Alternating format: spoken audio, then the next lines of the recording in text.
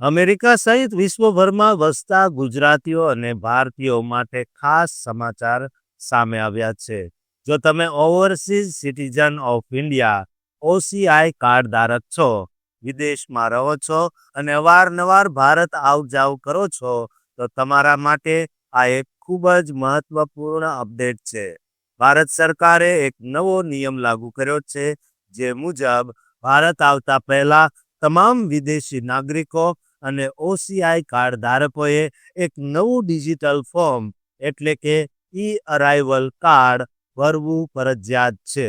હવે India travel કરતા પહેલા માત્ર ટિકિટ અને પાસપોર્ટ જ નહીં, પણ એક ડિજિટલ એન્ટ્રી ફોર્મ પણ જરૂરી બની ગયું છે.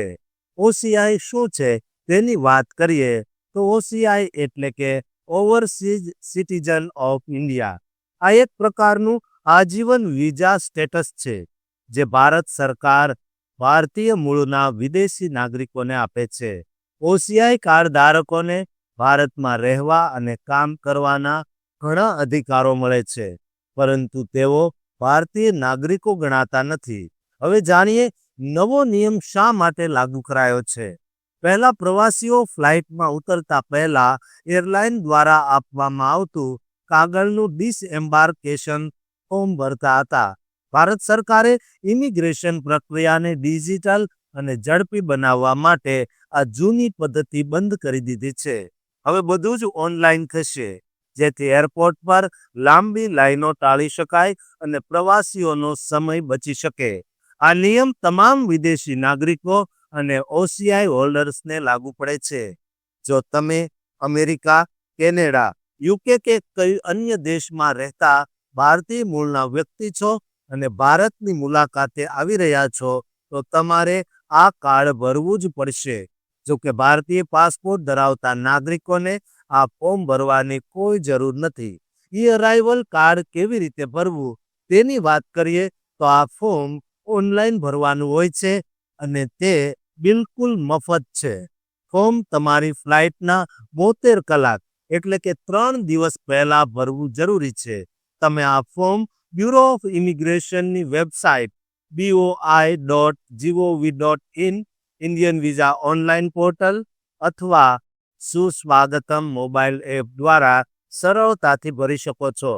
ફોર્મમાં ભરવાની મુખ્ય વિગતોની વાત કરીએ તો પાસપોર્ટની વિગતો, નંબર અને દેશનું નામ, ફ્લાઇટની વિગતો અને ભારતમાં આગમનનું એરપોર્ટ, ભારતમાં રોકાણ દરમિયાનનું સરનામું, હોટલ કે સગા સંબંધીઓનું ઘર ચાલી શકે. મુલાકાતનો હેતુ જેમ કે પ્રવાસન, વ્યવસાય, કુટુંબની મુલાકાત. તાજેતરમાં જો અન્ય કોઈ દેશનો પ્રવાસ કર્યો હોય તો તેની ટ્રાવેલ હિસ્ટ્રી પણ દર્શાવવાની રહેશે. ફોર્મ સબમિટ કર્યા પછી તમને એક ઓનલાઈન કન્ફર્મેશન મળશે, જેને ડાઉનલોડ કરીને કે સ્ક્રીનશોટ લઈને તમારી પાસે રાખવાનું રહેશે. ભારતમાં પહોંચવા પર આ કન્ફર્મેશન ઇમિગ્રેશન કાઉન્ટર પર બતાવવાનું રહેશે.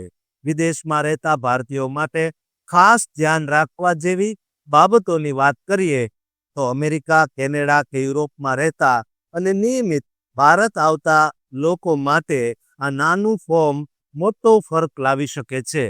ટિકિટ બુકિંગ પછી તરત જ ફોર્મ ભરી દેવું સલાહભર્યું છે.